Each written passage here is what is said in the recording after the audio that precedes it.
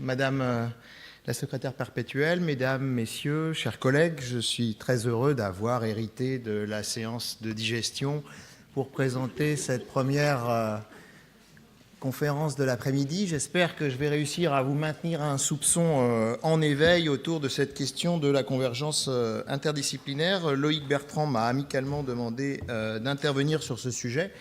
Loïc m'avait parlé d'un atelier, donc j'imaginais les choses d'une manière moins solennelle et je n'avais pas anticipé qu'à l'Institut, l'atelier prenait des proportions qui étaient tout à fait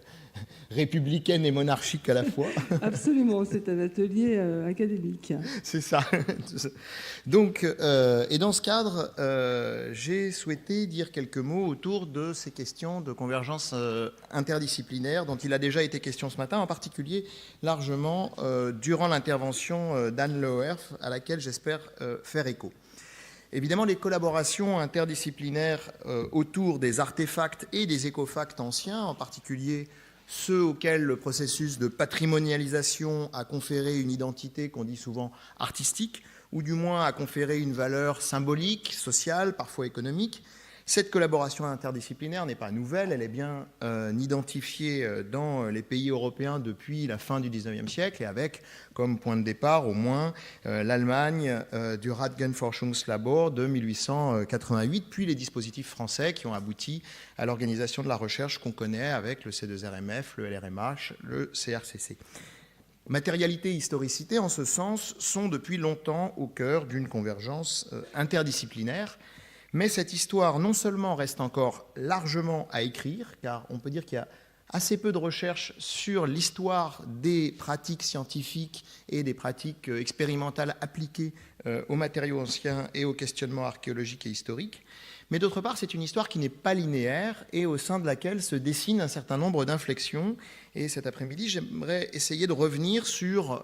une inflexion qui me semble récente et sensible à partir d'un certain nombre de terrains empiriques qui sont les terrains que je connais le moins mal, c'est-à-dire les artefacts de la fin du Moyen-Âge et de la Renaissance en Europe, globalement entre le XIIIe et le XVIe siècle, en présentant un certain nombre de pratiques collaboratives, et j'insiste sur ce point, puisque les études auxquelles je vais faire référence aujourd'hui sont des études qui se sont élaborées progressivement dans le cadre du laboratoire d'excellence patrimoine matériel, de la Fondation des sciences du patrimoine, et puis plus récemment du domaine d'intérêt majeur labellisé par la région Île-de-France sur les matériaux anciens et patrimoniaux. Je voudrais essayer d'exposer quelques résultats brièvement, mais également de dessiner des perspectives qui sont à la fois méthodologiques et épistémologiques. Dans les résultats que je voudrais présenter, je commencerai par un premier élément qui m'est le plus familier et qui concerne la peinture de panneaux dans l'Italie du Trecento, et en l'occurrence un exemple ponctuel d'un travail en cours en collaboration avec Michel Menu du C2RMF, autour de l'atelier du peintre siennois Simone Martini et de ses beaux-frères Lippo et Tederico Memmi. Vous avez ici l'image d'une crucifixion qui se trouve au Louvre, avec en couleur claire les points sur lesquels des images au microscope Irox ont été réalisées. Et c'est précisément ce qui m'intéresse de signaler ici pour commencer, c'est-à-dire souligner l'évolution de l'imagerie, le développement d'une imagerie qui permet des analyses non invasives, des résultats rapides, en l'occurrence une analyse par exemple des poinçons. La peinture sur fond d'or siennoise du XIVe siècle fait un usage particulièrement intensif des poinçons qui permettent à la fois de réfléchir au lien avec l'orfèvrerie et qui permettent d'identifier un certain nombre de techniques d'atelier. D'autre part, qui permettent également, quand il y a des zones abîmées ou dégradées, de restituer la stratigraphie sans être obligé de faire des prélèvements. Ici, on voit bien comment on a successivement les couches de bois, de gaz, le bol et l'or, à la miction ou non, selon les parties du tableau. Ces éléments sont intéressants pour moi en tant qu'historien dans une perspective qui est celle de l'atelier pictural, c'est-à-dire moins celle d'une identification ponctuelle que d'une réflexion sur le travail artistique, sa dimension collective et ses étapes. D'autre part, cette question d'imagerie introduit à un problème central en termes de méthode, qui est celui de l'imagerie permettant une enquête sur l'image. On a évoqué ce matin la question de l'objet. Vous savez que pour les historiens d'art, l'alternative entre image et objet est une question assez complexe d'un point de vue méthodologique, et encore plus complexe et encore moins rarement abordée est la question de savoir quel statut donner à ces images d'images, ces sortes d'images au carré, qui parfois nous permettent de pénétrer de manière extrêmement profonde dans la matière, mais qui présuppose des questions réflexives extrêmement passionnantes sur le statut de la connaissance. Ce premier exemple était ponctuel. Je voudrais développer un peu davantage deux autres types d'objets.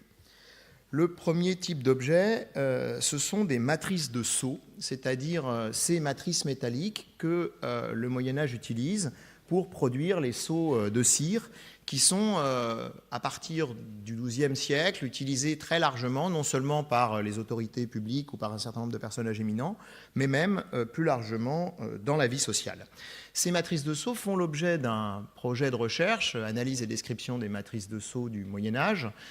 qui a été mené par Manon Castel, Philippe Dillmann, Enrique Vega, Ambre Villain, Clément Blanc,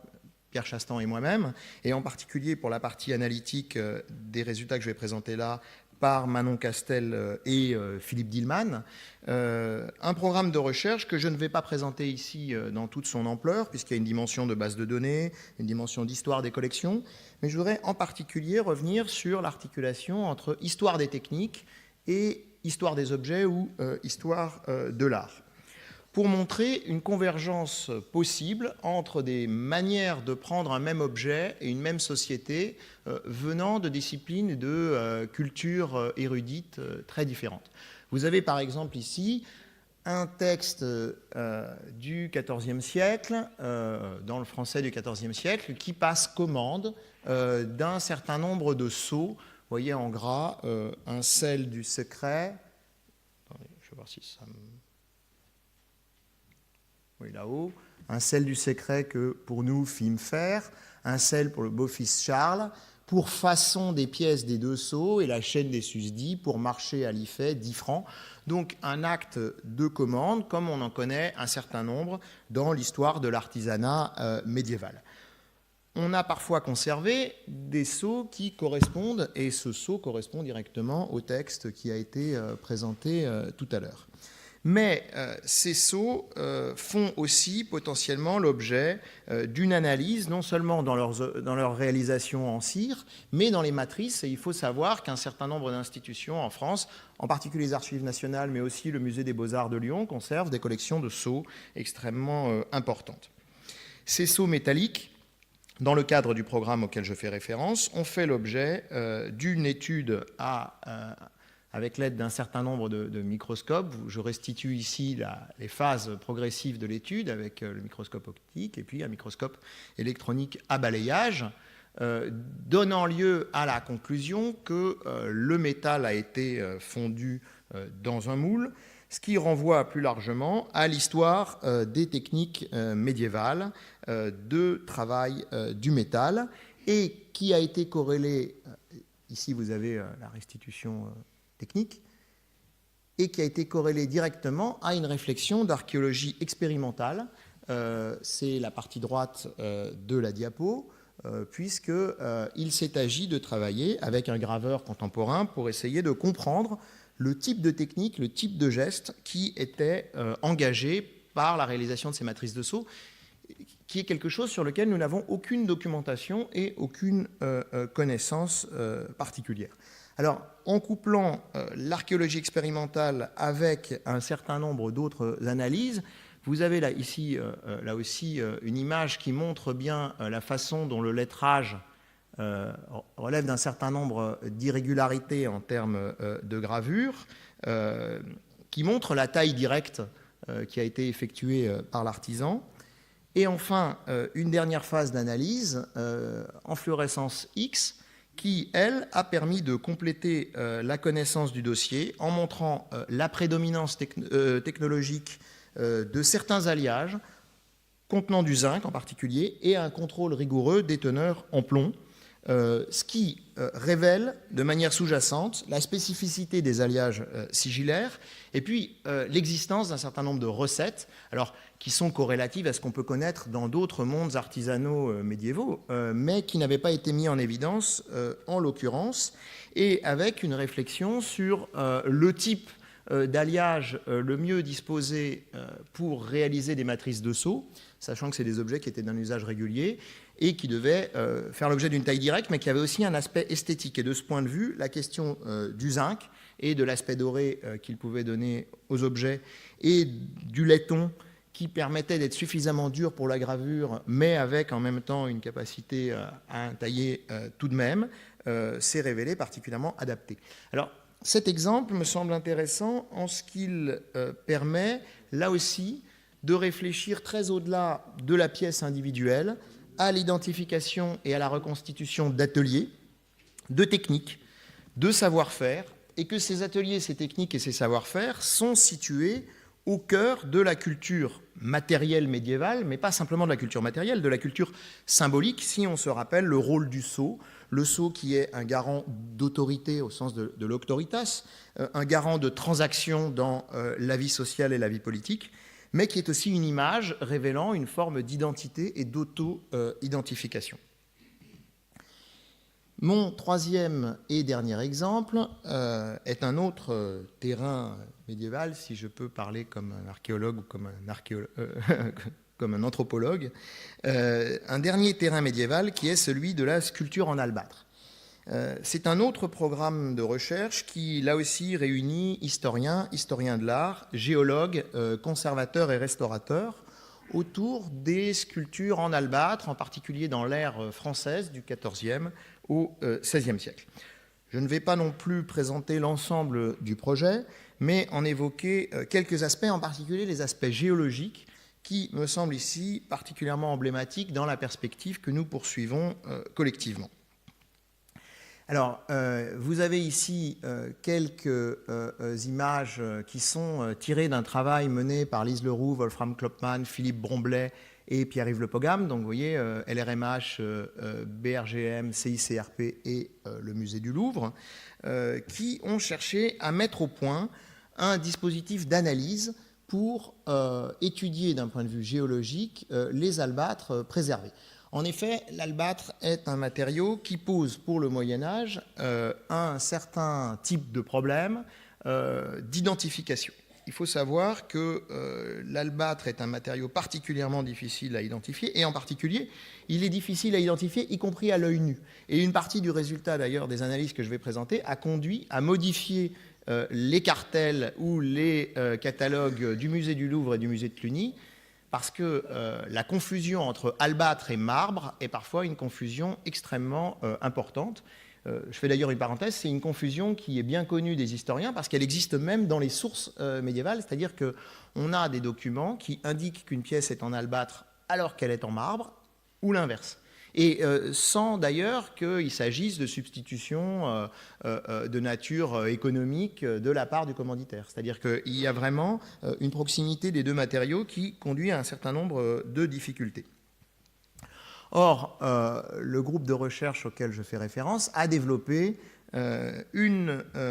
méthodologie à partir d'une analyse des éléments traces qui a conduit à identifier au sein des éléments traces possibles le ratio des isotopes du soufre comme spécifiquement significatif du point de vue de la localisation géographique. Et c'était ça l'enjeu, puisque en fait il y avait plusieurs éléments traces qui étaient candidats, mais certains donnant davantage lieu à une datation en termes d'époque géologique, et d'autres paraissant plus significatifs du point de vue géographique. L'intérêt d'avoir un point de repère isotopique du point de vue géographique, c'est qu'il a été possible de constituer un référentiel à partir de prélèvements dans des carrières, puis de comparer avec les œuvres, et donc de mettre en rapport des groupes d'œuvres avec des carrières. Or, cette recherche, qui a un intérêt spécifiquement géologique, je pourrais y revenir dans un instant, a par ailleurs totalement bouleversé la connaissance qu'on avait des carrières d'albâtre et des usages de l'albâtre dans le royaume de France à la fin du Moyen-Âge. Pourquoi? Brièvement, parce que le XIVe siècle est un siècle, disons, est le siècle d'or de l'usage de l'albâtre, et en Europe dominent ceux qu'on appelle les albâtres anglais ou les albâtres de Nottingham, qui envahissent assez largement le marché, mais qui font l'objet, dans le contexte troublé de la guerre de Cent Ans, d'une concurrence dans le territoire du Royaume de France, sous la forme d'un certain nombre d'autres sculptures en albâtre. Ces albâtres français, on n'en avait jusque-là jamais connu l'origine, et on supposait qu'il s'agissait de carrières franciliennes ou champenoises. En réalité, les analyses isotopiques ont montré qu'il s'agissait, pour presque tous les albâtres importants qu'on pouvait mettre en relation avec la cour de France, avec la cour de Savoie ou avec la cour des papes d'Avignon, d'albâtres provenant d'un seul endroit, qui est la carrière de Notre-Dame de Mézage, à côté de Vizy, donc pas très loin de Grenoble, dans le Dauphiné. Et en fait, à partir de ce travail et de cette reconstitution, vous voyez qu'on a pu corréler justement des lieux. Et donc là, vous avez le groupe des œuvres qui viennent de l'albâtre de Notre-Dame de Mézage. On a pu corréler l'ensemble d'un corpus avec cette carrière. Et cette corrélation est entrée en écho avec des recherches textuelles. Et là, vous avez l'exemple d'un feuillet de documents d'archives aux archives départementales de l'Isère. C'est un travail que je suis en train de mener avec Hélène Vialet, qui dirige les archives départementales de l'Isère, Robert Ayot, qui est chercheur indépendant et qui travaille depuis plusieurs années sur la carrière de Notre-Dame de Mézage. On a pu corréler cette carrière de Notre-Dame de Mézage avec un certain nombre de documents locaux. Ici, j'en ai donné un bout de transcription. Donc, vous voyez les lapides à la Baostrie, Incodam prato iuxtam riperiam romanciae, c'est-à-dire que la romanche servait à la circulation fluviale qui permettait d'exporter les blocs. Et tout cela, si vous voulez, mis en réseau, a permis de faire apparaître quelque chose qui était jusque-là ignoré, c'est-à-dire l'existence d'une économie presque monopolistique autour d'une carrière particulièrement prestigieuse, qui a été la carrière, par exemple, de Charles V, le roi de France, la carrière des grands cardinaux avignonnais. Si certains d'entre vous connaissent le musée du Petit Palais à Avignon, c'est la carrière qui a donné lieu à la réalisation du gisant du cardinal Jean de Lagrange. Donc, en fait, une économie sous-jacente qu'on peut arriver à reconstituer depuis la carrière et l'exploitation locale, jusqu'à une exploitation en termes de politique de représentation princière, pontificale et cardinalice. Donc voilà, si vous voulez, trois illustrations possibles des formes de collaboration que je voulais souligner. Je voudrais maintenant, rapidement, mettre en évidence deux types de conséquences découlant de ce genre de recherche et de ce qu'on peut en attendre pour les années à venir. Premier type de conséquences, des questions que je dirais méthodologiques. Il me semble que cette manière de travailler, qui est une manière, j'ai pris trois exemples que je connaissais bien, mais c'est une manière relativement commune. Je pense qu'on aura d'autres présentations un peu plus tard dans l'après-midi, et je pense en particulier à celle de Philippe Walter, qui iront tout à fait dans le même sens. Je pense que c'est une évolution globale des formes de collaboration pluridisciplinaires depuis au moins une vingtaine d'années. Parmi ces enjeux méthodologiques, je voudrais en souligner trois. Le premier, c'est la prise de distance par rapport à ce que j'appellerais l'usage positiviste des collaborations pluridisciplinaires ou interdisciplinaires. C'est-à-dire que dans cette perspective, les sciences expérimentales ne sont pas seulement là pour apporter des réponses ponctuelles en termes de date, de lieu, d'origine pour les chercheurs. Et inversement, les historiens ou les archéologues ne sont pas seulement là pour apporter un document ponctuel venant illustrer une recherche de sciences expérimentales. Il me semble que justement, on s'inscrit ici dans une perspective beaucoup plus large. Deuxième aspect méthodologique, il me semble que ce type de remarque conduit également à prolonger, voire à dépasser ce qu'on appelle parfois en sciences humaines et sociales le material turn depuis les années 80, c'est-à-dire une attention nouvelle de l'archéologie, de l'histoire, mais aussi de la sociologie et de l'anthropologie à, disons, les objets en tant qu'objets et non pas simplement en tant qu'image ou en tant que vestige.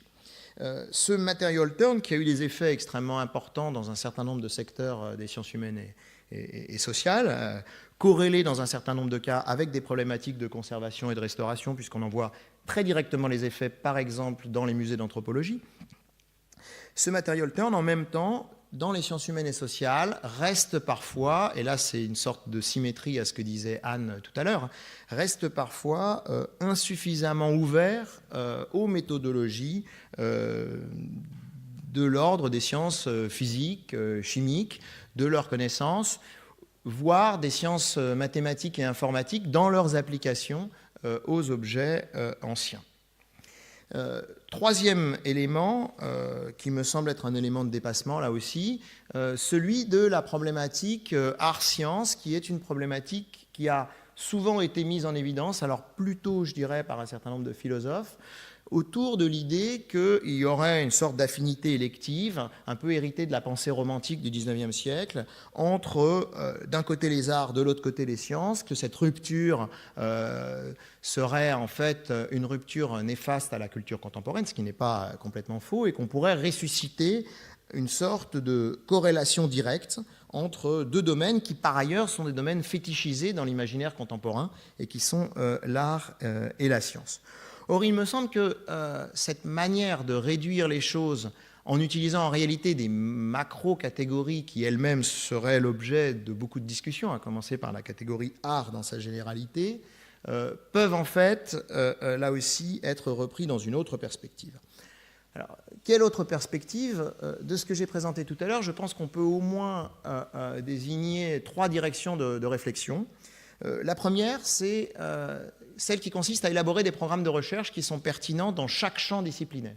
C'est-à-dire que les travaux dont je parlais tout à l'heure, par exemple dans le domaine de la géologie, font l'objet de publications spécifiques dans des grandes revues de géologie, de même que les travaux sur l'albâtre vont faire l'objet de publications dans la revue de l'art, je l'espère, rapidement. Et par conséquent, ce que je veux dire par là, c'est qu'il me semble que des recherches interdisciplinaires sur ce type d'objets ont tout à gagner à se construire comme des recherches qui intéressent spécifiquement les spécialistes des différents champs à partir de leur propre questionnement. Deuxième aspect qui me semble au moins aussi important, voire plus important encore, c'est souligner que ce qui a été décrit jusque-là, et je crois que c'est le cas depuis ce matin, relève d'une méthode que je dirais anti-positiviste, sans aucun soupçon de polémique avec l'histoire méthodique et positive du XIXe siècle. Ce n'est pas de cela que je parle, mais plutôt de ce qu'on pourrait appeler une approche processuelle ou processualiste, dans la mesure où ce qu'elle met au cœur de l'analyse des matériaux anciens, c'est ce qui relève des processus de production. Alors on peut penser aussi bien à Leroy-Gourhan et à la problématique de la chaîne technique qu'à des travaux plus récents, et j'ai ici indiqué la première référence bibliographique, Charlotte Guichard, en 2010, un article des Annales sur le nouveau connoisseurship et l'histoire de l'art, où en fait elle discute en particulier, d'une manière que je trouve absolument probante, les effets intellectuels du grand Rembrandt Research Project, qui a consisté à une réattribution complète du catalogue de Rembrandt à travers des méthodes d'investigation physico-chimique pour montrer que ce qui est en cause, ça n'est pas simplement attribuer ou désattribuer, mais c'est réfléchir à ce qu'était le métier de peintre et les processus techniques de production dans la Hollande du XVIIe siècle. Et je crois qu'en mettant cette question du processus au cœur de l'analyse, on voit que la question devient celle de la transmission, de l'altération, et on a parlé ce matin de question d'altération. Je pense qu'évidemment, ici émerge l'idée qu'au fond, tout matériau, toute matière et tout matériau est pris dans un processus continu d'altération et de transformation, aussi bien en ce qui concerne les humains qu'en ce qui concerne ce qu'on pourrait appeler les non-humains, du point de vue anthropologique. Donc faire porter l'étude sur les matériaux en transformation et sur ce que ces transformations dans les matériaux enregistrent des processus historiques, qu'il s'agisse des processus sociologiques, environnementaux ou politiques. Et puis enfin, dernier élément de ces questions de réflexion, ce que j'ai appelé un usage réflexif de la sociologie des sciences, considérant les matériaux anciens comme des objets frontières. En fait, ici, je fais référence à un travail en particulier, mais qui a essaimé, puisque c'est un des articles les plus cités de la sociologie des sciences dans le domaine de la muséologie, de la muséographie, l'article de Starr et Griesmer sur une étude sur le musée de Berkeley, sur le musée de zoologie de Berkeley, qui a été une sorte d'observation in situ qui peut ensuite inspirer les chercheurs pour montrer comment, au sein d'une communauté, entre conservateurs, restaurateurs, chercheurs, spécialistes de différentes disciplines, on peut construire des objets communs, ce que Starr et Griesmer appellent des objets frontières, qui sont susceptibles d'une analyse interdisciplinaire et qui peuvent donc conduire à des processus cumulatifs, non seulement en termes de connaissances, mais aussi en termes de méthode. Et je crois que c'est ici un enjeu décisif, la question du cumul des méthodes. Tout cela me conduit, pour conclure, à la question des perspectives épistémologiques, c'est-à-dire à la question de savoir dans quelle mesure l'étude interdisciplinaire des matériaux anciens ne serait pas à considérer comme un laboratoire grandeur nature, au fond c'est ça que je propose ici, qui permettent non seulement d'obtenir des résultats et de développer des méthodes, mais aussi de réfléchir à ce que nous faisons nous-mêmes collectivement comme producteurs de science, c'est-à-dire qu'au fond, ce qu'on a décrit depuis ce matin est une manière de réfléchir à la science en train de se faire. Réfléchir à la science en train de se faire, c'est-à-dire réfléchir à décrire le type de savoir qui émerge de nos travaux collectifs.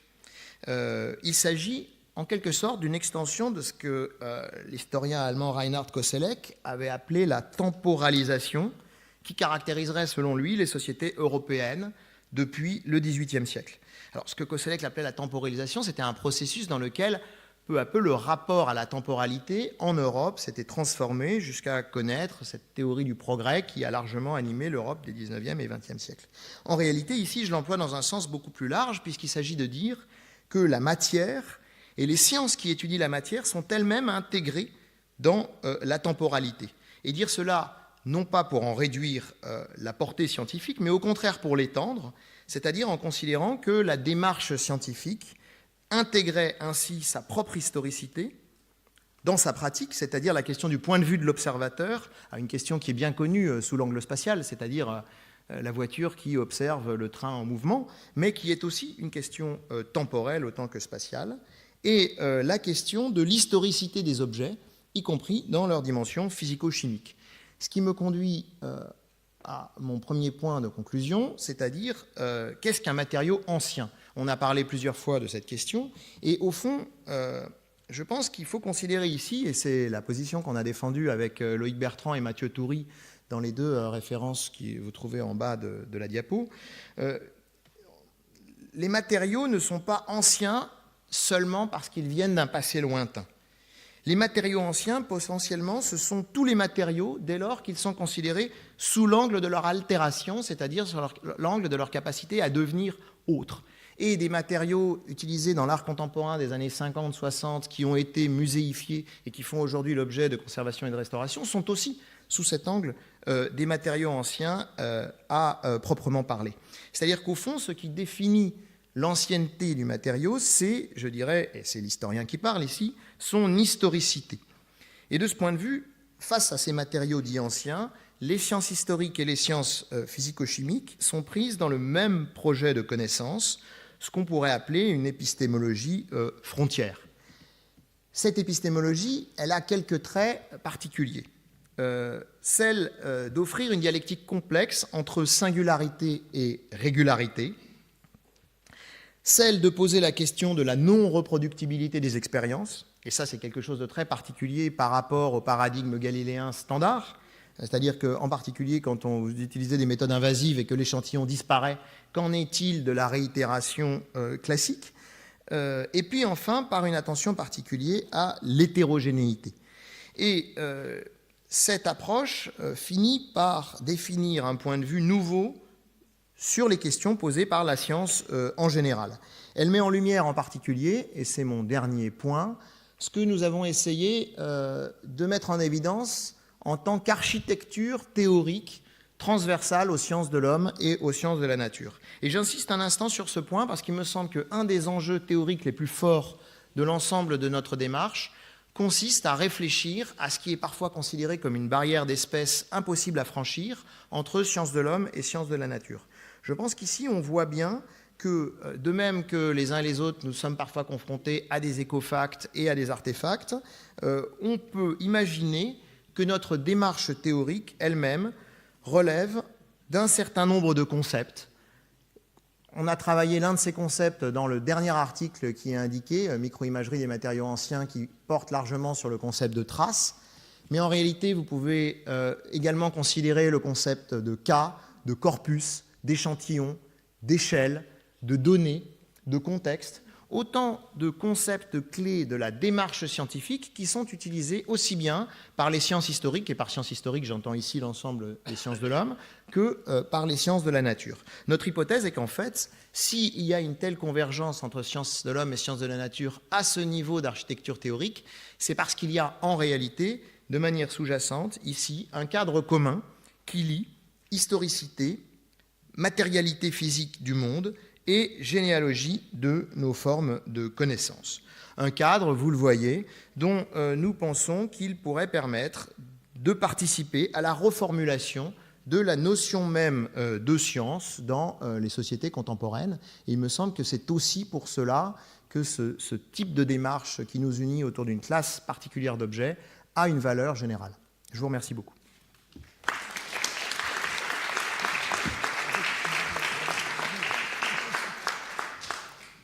Merci beaucoup, Étienne. J'ai peur que nous ayons de temps que pour une question tout au plus. Oui.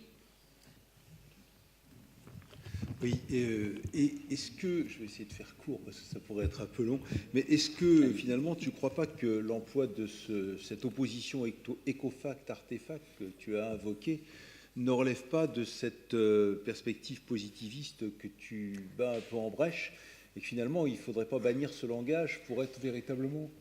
dans la perspective frontière que tu appelles de tes voeux à juste raison? J'en suis tout à fait convaincu. Après, j'ai utilisé ces termes pour plus de clarté et pour que tout le monde sache de quoi on parle. Parce que si j'avais utilisé fact, ou enfin disons, il y a un moment où effectivement il faut désigner les classes d'objets, y compris avec un langage qui nous entraîne vers des modèles scientifiques parfois eux-mêmes datés ou enchaînés à des paradigmes plus anciens. Mais je pense qu'un des aspects, et ce matin on l'a très bien vu, un des aspects centraux de ce type de méthode, c'est de présupposer un continuum assez grand entre des données qui vont permettre des révisions de type archéologique, comme Nicolas Grimal en a présenté, ou historique, comme je viens d'essayer d'en montrer, et des questions qui sont des questions véritablement, disons, de sciences de la nature au sens le plus classique. Donc oui, je ne suis pas très convaincu par l'opposition entre les deux, mais c'est simplement pour que tout le monde sache de quoi je parlais au moment où je parlais de cela. Merci encore. Merci beaucoup, Étienne.